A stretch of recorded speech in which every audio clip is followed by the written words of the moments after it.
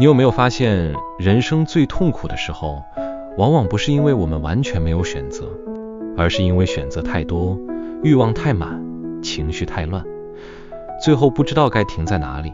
想赚更多钱，结果把身体累坏；想爱得更深，结果把对方逼得喘不过气；想追求自由，结果变成毫无节制；想表现善良，结果被人消耗到没有底线。很多人以为人生要成功，就是要突破限制，打破框架，越多越好。可是易经第60卦水泽节却告诉我们一件很重要的事，真正能让人生走得长久的，不是无限扩张，而是懂得节制。水泽节，上卦为坎，下卦为兑。坎是水，是险，是流动，是压力；兑是泽，是喜悦，是口舌，是享受。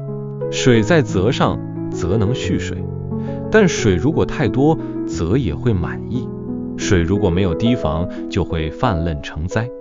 所以节卦不是叫你压抑自己，也不是叫你什么都不要，而是提醒你，人生需要界限，情绪需要出口，欲望需要尺度，关系需要分寸，财富需要规划，权力需要规范。没有节制的快乐很快会变成痛苦，没有界限的自由很快会变成混乱，没有原则的善良很快会变成牺牲。节卦的卦辞说，节亨，苦节不可争。这句话非常有智慧。节制本身是亨通的，因为它让事情有秩序，有方向，有长久运作的可能。可是如果节制变成过度压抑，变成痛苦的自我折磨，那就不可以长久坚持。这就是节卦最核心的精神。节制不是把人生变苦，而是让人生不失控。真正好的节，不是硬忍，不是死撑，不是把自己逼到没有呼吸空间，而是找到一个刚刚好的尺度。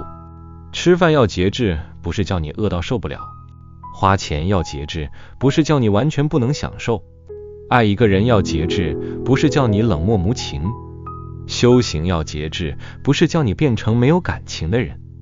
凡事过度都会变形，连节制本身过度也会变成另一种灾难。所以当你遇到人生失控的时候，节卦第一个提醒你，不是立刻冲出去解决，而是先问自己，我哪里没有界限？我哪里太贪？我哪里太急？我哪里太想控制？我是不是把短暂的快乐当成长久的幸福？我是不是把眼前的痛快换成未来的代价？这一卦最适合拿来看现代人的生活，因为我们的时代太容易过量，资讯过量，选择过量，娱乐过量，焦虑过量，欲望过量，连人际关系也过量。每天滑手机滑到停不下来，明明很累却还在看短影片，明明知道花太多钱却还是被促销吸引，明明知道一段关系让自己痛苦却还是不愿意停下，明明知道身体已经警告你却还是用意志力硬撑。节卦就是在这个时候出现，告诉你人生不是靠无限制的往前冲，而是靠适当的停，适当的收，适当的守。大象传说，泽上有水，节，君子以治数度，易得行。泽上有水，水被泽所容纳，代表万物要能运行，就必须有制度，有尺度，有规范。君子看见这个卦象，就会制定数度，也就是建立生活的规则、资源的分配、行为的标准，并且讨论德行，让人的内在也有分寸。这句话放到现代生活非常重要。很多人的问题不是能力不够，而是没有制度。工作没有时间界限，最后累到崩溃；感情没有相处规则，最后互相消耗；家庭没有金钱规划，最后为钱吵架；公司没有流程，最后每个人都靠情绪做事；人生没有优先顺序，最后什么都想要，什么都做不好。所以节卦不是小气，不是保守，而是一种高级的管理能力。你能不能管理自己的时间？能不能管理自己的情绪？能不能管理自己的欲望？能不能管理自己对别人的期待？能不能在想说话的时候停一下，在想花钱的时候想一下，在想冲动决定的时候等一下？这些看起来都是小事，但它们会决定你的人生是越走越稳，还是越走越乱。初九爻说，不出户庭，无咎。意思是还没有走出家门庭院，就先停下来，这样没有灾咎。这一爻讲的是节制的第一步，在事情还没扩大之前，先管住自己。很多错误最可怕的地方，就是一开始其实很小，一句气话，一次冲动消费，一次不该答应的请求，一个不该开始的暧昧，一个没有想清楚的合作。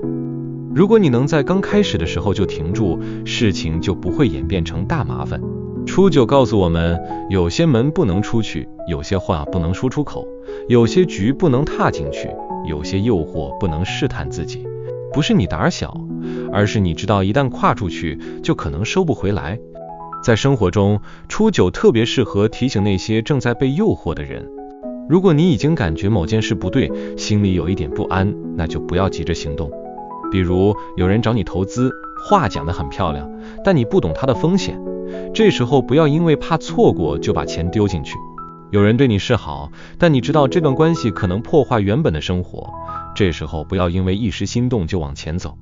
有人激怒你，让你很想回抗，这时候不要因为一时痛快把关系撕破。初九的智慧就是，很多祸不是在爆发时才形成，而是在你第一次没有节制的时候就开始了。九二爻说，不出门庭，凶。看起来跟初九很像，但结果完全不同。初九是不出户庭，无咎；九二是不出门庭，凶。为什么同样是不出去，一个没事，一个有凶？因为时机不同。初九是该停的时候停，九二是该行动的时候却不行动。节制不是永远不动，不是永远保守，不是什么都怕。真正的节是知道什么时候该收，什么时候该出。九二的问题是过度自我限制，明明机会已经到了，明明该说的话要说，明明该做的事要做，却因为害怕、犹豫、懒惰、过度谨慎而把自己困在门内。这一爻对很多人很有提醒。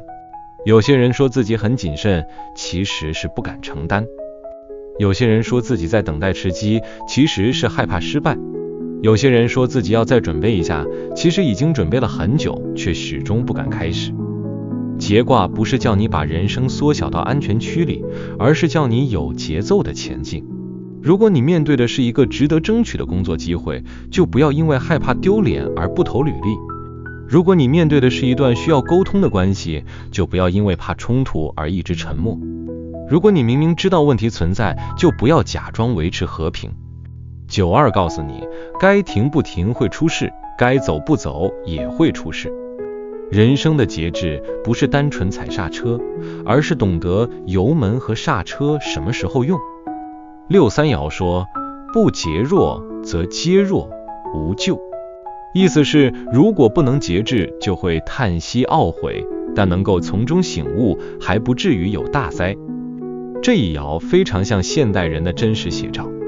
明明知道不能熬夜，还是熬到半夜；明明知道不能乱花，账单来了才后悔；明明知道不能暴饮暴食，身体出问题才开始害怕；明明知道不能情绪勒索，关系破裂才开始反省。六三不是在骂人，而是在说，人常常要吃过苦，才知道节制的价值。这一爻的重点在于，后悔不是最糟糕的，最糟糕的是后悔了还不改。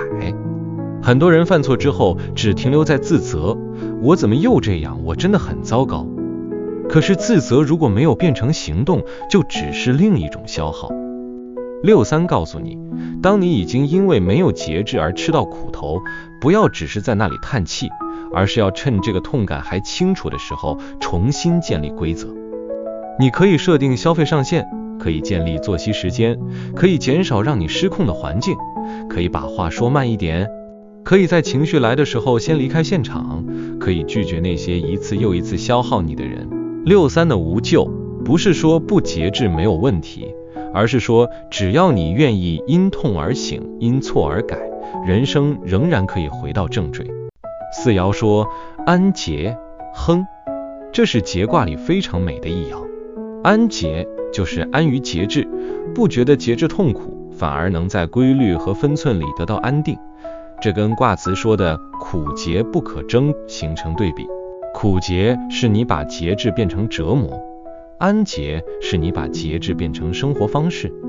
当一个人已经不是靠硬撑，而是自然的知道什么该做，什么不该做，他就会亨通。例如，真正健康的人，不是每天痛苦的逼自己不能吃这个，不能吃那个，而是知道怎么吃才舒服。真正会理财的人，不是完全不花钱，而是知道钱要花在值得的地方。真正成熟的感情，不是彼此控制，而是彼此都有界限，也都有信任。真正有修养的人，不是不能生气，而是知道生气时不伤人。四爻提醒我们，最好的节制不是靠外在压迫，而是内在认同。当你真的理解节制是为了保护自己，成就自己，让人生更稳，你就不会觉得它是束缚，而会觉得它是一种自由。所以如果你现在正在建立新的习惯，不要一开始就把自己逼得太狠。很多人减肥失败，是因为一开始就定太痛苦的规则；很多人存钱失败，是因为一开始就完全不准自己享受；很多人修心失败，是因为一开始就要求自己不能有负面情绪。四爻的建议是，找到你可以安住的节奏，可以长久的节制，才是真正有效的节制。不要追求短期看起来很强的自律，而要建立长期能维持的秩序。九五爻说，干节吉，往有上。干节就是甜美的节制，也就是节制不但不苦，反而带来好处、尊重与成就。这是节卦最理想的位置。当一个人能把节制运用得恰到好处，他的生活会变得有质感，他的言行会让人信任，他的领导会让人安心，他的领导会让人安心，他的选择会让人佩服。干节不是压抑，而是成熟；不是贫乏，而是精准；不是退缩，而是懂得把力量用在最重要的地方。在职场中，九五代表一个懂得制度与人性的领导者。他不会因为自己有权利就乱下命令，也不会因为追求效率就榨钱团队，而是懂得设定清楚规则，让每个人知道界限在哪里，责任在哪里，资源怎么分配。在家庭中，九五代表有原则但不苛刻的照顾者，能够让家人感觉到安定而不是压迫。在感情中，九五代表成熟的爱，知道关心不是控制，陪伴不是绑架，付出不是交换。这也要告诉我们，当你的节制已经到达干的境界，你不止自己受益，也会成为别人的依靠。如果你现在处在管理位置，或是你在家中、团队中、关系中有影响力，九五提醒你要用温和而明确的方式建立界限。规则要清楚，但不要刻薄；要求要合理，但不要纵容；给予要有爱，但不要无底线。真正的高手不是让人怕你，而是让人因为你的分寸而安心。这就是干节吉往有上的力量。往前走会被尊重，做事会有成就，因为你不是靠情绪治理人生，而是靠尺度建立信任。上六爻说，苦节真凶毁亡。这一爻回应卦辞的苦节不可争。当节制走到过头，就会变成苦节。苦节就是把规则变成枷锁，把原则变成偏执，把自律变成自虐，把要求变成压迫。这种节制即使看起来很坚持，长久下去也是凶。可是毁亡表示，如果能够察觉自己已经过度，愿意调整，悔恨就会消失。生活中有很多苦节的样子，有些人为了存钱，完全不允许自己有任何生活乐趣，最后钱是存到了，但心变得钱枯。有些人为了保持形象，从不表达真实情绪，最后变得孤独。有些父母为了孩子好，制定一堆严格规则，却让孩子失去生命力。有些修行人为了追求清净，压抑所有欲望，最后外表平静，内在却充满紧绷。上六提醒我们，任何原则如果失去温度，都可能变成伤害。所以当你发现自己的人生虽然很有规矩，却越来越不快乐；当你发现你虽然很努力自律，却越来越焦虑；当你发现你一直要求别人照你的标准做，结果关系越来越远，这时候就要反省，我的节制是不是变成了苦节？我是不是用规则掩盖恐惧？我是不是用原则控制别人？我是不是把人生过成一场永远不能犯错的考试？上6的建议是，该放松的地方要放松，该调整的标准要调整，该给人的空间要给，该给自己的温柔也要给。